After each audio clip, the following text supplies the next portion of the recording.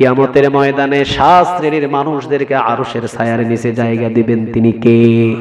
আরো জোরে বলেন, সাবআতু ইউযিল্লুহুমুল্লাহু ফি যিল্লিহি ইয়াওমা লা যিল্লা ইল্লা যিল্লুহু। কিয়ামতের ময়দানে 7 শ্রেণীর মানুষ ছাড়া কিয়ামতের ময়দানে কেউ কখনো আরশের ছায়ার নিচে প্রবেশ করতে পারবে না। সবাই দৌড়াদৌড়ি করবে ঢোকার জন্য, কিন্তু গেট কয়টা? আরো আসতে বলেন, কয়টা? সাবআতু ইউযিল্লুহুমুল্লাহু ফি যিল্লিহি ইয়াওমা লা যিল্লা ইল্লা যিল্লুহু। কিয়ামতের ময়দানে 7 শ্রেণীর মানুষ আরশের ছায়ার নিচে জায়গা পাবে। রাসূল সাল্লাল্লাহু আলাইহি ওয়াসাল্লাম বললেন যে আরশের ছায়ার নিচে জায়গা পাবে সে বিনা হিসাবে জান্নাতে যাবে। সুবহানাল্লাহ, একটু আওয়াজ দিয়ে বলেন, যে আরশের ছায়ার নিচে প্রবেশ করতে পারবে তাকে বিনা হিসাবে জান্নাতে ঢুকাইয়া দিবেন তিনি কে? কয় শ্রেণীর মানুষ যাবে বলেন? আরো জোরে বলেন, কয় শ্রেণী? 1 নম্বর ইমামুল আদিল। দেখেন, 1 নম্বর হলো ইমামুল আদিল, ন্যায়পরায়ণ সম্রাট, ন্যায়পরায়ণ শাসক, ন্যায়পরায়ণ প্রতিনিধি, ন্যায়পরায়ণ প্রধানমন্ত্রী, ন্যায়পরায়ণ অর্থমন্ত্রী, ন্যায়পরায়ণ যারা সম্রাট, যারা শাসক, কিয়ামতের ময়দানে আরশের নিচে জায়গা দিয়ে দিবেন তিনি কে? আরো জোরে বলেন, তিনি কে? ইমামুল আদিল ন্যায়পরায়ণ সম্রাট ছিলেন ওমর। সুবহানাল্লাহ বললেন না? যিনি সর্বপ্রথম আল্লাহু আকবারের ধ্বনি দিয়েছেন। চাদর, আচ্ছা চাদর আছে নাকি? চাদর আছে? ভাইজানেরা আছেন? দেন একটু ঢোকেন তো দেখি, চাদর একটু ঢোকেন তো দেখি, একটু জিকির করি, লা ইলাহা লা ইলাহা। চাদর আছে ভাই? দেখি একটু ঢোকো ঢোকো, মানুষ বলে চলে যাচ্ছে, দেখি চাদর ঢুকায় দাও। লা ইলাহা লা ইলাহা।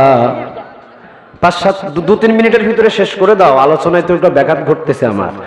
লা ইলাহা লা ইলাহা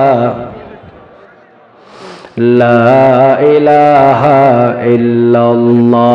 বলেন, লা ইলাহা লা ইলাহা লা ইলাহা ইল্লাল্লাহ। পড়েন, লা ইলাহা। মুট করে করে যেটা যে পারেন দিয়ে দেন, চাদরে দেওয়া সুন্নাহ। মুট করে করে যে যা পারেন চাদরে দিয়ে দেন। বিরক্ত হবেন না, বিরক্ত হবেন না, একটু ধৈর্য নিয়ে বসেন, বিরক্ত হবেন না। মুট করে করে যে যা পারেন চাদরে দিয়ে দেন, 10 টাকা 5 টাকা। আর জিকির করেন, লা ইলাহা লা ইলাহা লা ইলাহা লা ইলাহা ইল্লাল্লাহ লা ইলাহা লা ইলাহা লা ইলাহা লা ইলাহা ইল্লাল্লাহ লা ইলাহা লা ইলাহা ইল্লাল্লাহু মুহাম্মাদুর রাসূলুল্লাহ সাল্লাল্লাহু। ইমামুল আদিল ন্যায়পরায়ণ শাসকদের কিয়ামতের ময়দানে আরশের ছায়ার নিচে ঢুকিয়ে দিবেন তিনি কে? আরো জোরে বলেন, তিনি কে? ন্যায়পরায়ণ শাসক বলতে ওমরের মতো শাসক। এই জন্য রাসূল বললেন, সাবআতু ইউযিল্লুহুমুল্লাহু ফি যিল্লিহি ইয়াওমা লা যিল্লা ইল্লা যিল্লুহু। কিয়ামতের ময়দানে 7 শ্রেণীর মানুষদেরকে আরশের ছায়ার নিচে জায়গা দিবেন। তার ভিতরে প্রথম নাম্বার ইমামুল আদিল, যারা ন্যায়পরায়ণ সম্রাট, ন্যায়পরায়ণ শাসক, জনগণের যারা প্রতিনিধি হয়, তারা একজনাকে ভয় করেন, তিনি কে? ওদেরকে কিয়ামতের দিন আরশের ছায়ার নিচে জায়গা দিবেন কে? তিনি বলেন। 2 নাম্বার, ওয়াশাবুন নাশাআ ফি ইবাদাতিল্লাহ, যৌবন বয়সে যে যুবক ইবাদত করে কার? যৌবন বয়সে যদি আল্লাহর ইবাদত করেন, কিয়ামতের দিন আরশের ছায়ার নিচে জায়গা দিবেন তিনি কে? বৃদ্ধকালে সারা রাত নামাজে দাঁড়িয়ে রাখা, আর যৌবনকালে শুধু 5 ওয়াক্ত নামাজ পড়া, বৃদ্ধকালে সারা রাত জেগে থাকার চাইতেও নেক বেশি পাবে। যুবকদের 2 রাকাত নামাজের নেক ওজন করা সম্ভব? আরো জোরে বলেন সম্ভব। জিবরিল আলাইহিস সালাম রাসূলের কাছে আসলেন। রাসূলের কাছে এসে বললেন, ইয়া রাসূলুল্লাহ, আল্লাহ রাব্বুল আলামিন আপনাকে সালাম দিয়েছেন। রাসূল সালাম নিলেন। রাসূল বললেন, ভাই জিবরিল, আল্লাহ রাব্বুল আলামিন আপনাকে তো অসংখ্য শক্তি দিয়েছেন। কয়, হ্যাঁ। চোখের কি রকম শক্তি দিয়েছেন আপনি বলেন? রাসূলের কাছে জিবরিল বললেন, ইয়া রাসূলুল্লাহ, আসমান থেকে কত ফোঁটা বৃষ্টি জমিনে পড়ে, সব ফোঁটা বৃষ্টি আমি গুনতে পারি। আপনারা পারবেন? আপনারা পারবেন? জিবরিল আলাইহিস সালাম বললেন, ইয়া রাসূলুল্লাহ, আসমান থেকে কত ফোঁটা বৃষ্টি জমিনে পড়ে, সব ফোঁটা বৃষ্টি এক এক করে আমি গুনতে পারি। এইরকম চোখের পাওয়ার আমি জিবরিলকে দান করেছেন তিনি কে? রাসূল বললেন, কোন জিনিস গুনতে পারো না? কোন জিনিস তুমি গুনতে পারো না বলো? জিবরিল আলাইহিস সালাম বললেন, ইয়া রাসূলুল্লাহ, আপনার যে যুবক সাহাবীগুলো, আপনার যে যুবক উম্মতগুলো, যাদের বয়স 15, 18, 20, 22, 25, 28, 30, এই যুবক উম্মতগুলো যখন মসজিদের দিকে যায়, যখন আল্লাহু আকবার বলে একটা সেজদা দেয়, আসমান থেকে কত ফোঁটা বৃষ্টি জমিনে পড়ে, সব ফোঁটা বৃষ্টি আমি গুনতে পারি। কিন্তু আপনার একজন যুবক উম্মত আল্লাহু আকবার বলে যে একটা সেজদা দেয়, ওই একটা সেজদার বিনিময়ে আল্লাহ রাব্বুল আলামিন কতগুলো নেক যুবকের আমলনামায় জমা করে, আমি জিবরিল গুনে শেষ করতে পারি না। এই জন্য যুবক বয়সে ইবাদত করব কার? আরো জোরে বলেন কার? 3 নাম্বার বললেন, ওয়ারাজুলুন কলবুহু মুআল্লাকুন ফিল মাসাজিদ, যাদের কলব, যাদের কলিজা মসজিদের সাথে ঝুলিয়ে রেখেছে, কিয়ামতের দিন তাদেরকে আরশের ছায়ার নিচে জায়গা দিবেন তিনি কে? আজ থেকে আমরা মসজিদে যাওয়া আসা বেশি করব ইনশাআল্লাহ। আরো জোরে বলেন ইনশাআল্লাহ। রাসূল বলেন, যে ব্যক্তি মসজিদে বেশি যায়, কিয়ামতের দিন আরশের ছায়ার নিচে জায়গা দিবেন তিনি কে? আরেক বর্ণনায় রাসূল বলেন, এলাকার যে মসজিদ, ওই মসজিদ কিয়ামতের ময়দানে জবান খুলে দেওয়া হবে। মসজিদে বলবেন, আল্লাহ, এই গোলামটা আমার আমার মুসল্লি ছিল, সব সময় আমার ভিতরে এসে আপনাকে সেজদা দিয়ে গিয়েছেন। আল্লাহ রাব্বুল আলামিন বলবেন, যাও, তোমার যেহেতু ভিতরে চলাফেরা করেছে, তোমার কথাই তাকে জান্নাত দিয়ে দিলাম। এই জন্য কয়েকটা বর্ণনা আছে মসজিদের। রাসূল বললেন, ওয়ারাশাবুন নাশাআ ফি ইবাদাতিল্লাহ, যৌবন বয়সে যে ইবাদত করে, কিয়ামতের ময়দানে আরশের নিচে জায়গা দিবেন তিনি কে? 3 নাম্বার, ওয়ারাজুলুন কলবুহু মুআল্লাকুন ফিল মাসাজিদ, যে ব্যক্তি মসজিদের সাথে কলবটাকে ঝুলিয়ে দেয়, কিয়ামতের দিন আরশের ছায়ার নিচে তাকে জায়গা দিবেন তিনি কে? আমরা মসজিদে বেশি যাব না কম? আরো জোরে বলেন, বেশি না কম? আজ থেকে আমরা মসজিদে যাওয়া আসা বেশি করব ইনশাআল্লাহ। আরো জোরে বলেন ইনশাআল্লাহ। ওয়ারাজুলানি তাহাব্বা ফিল্লাহি ইজতামাআ আলাইহি ওয়া তাফাররাকা আলাইহি, আল্লাহ রাব্বুল আলামিনের জন্য ভালোবাসে, আবার আল্লাহ রাব্বুল আলামিনের জন্যই ঘৃণা করে। আমরা মানুষদের ভালোবাসবো কার জন্য বলেন?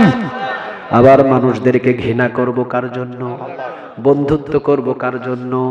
আবার বন্ধুত্ব ছিন্ন করব কার জন্য?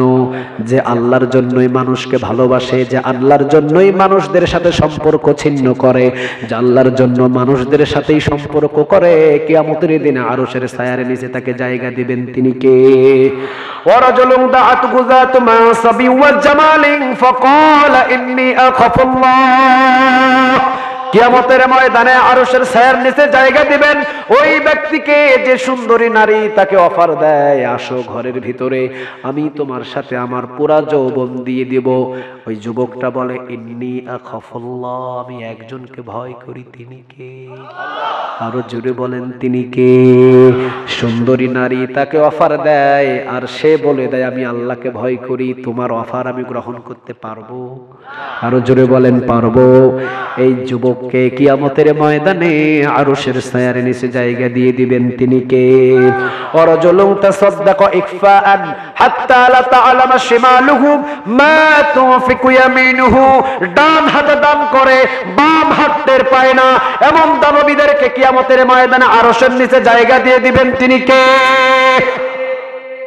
রাতের অন্ধকার, মসজিদের দান বাক্সের ভিতরে কট করে একবারে 500 টাকার নোট ছেড়ে দিয়েছেন, কেউ দেখে নাই, দেখেছেন কে?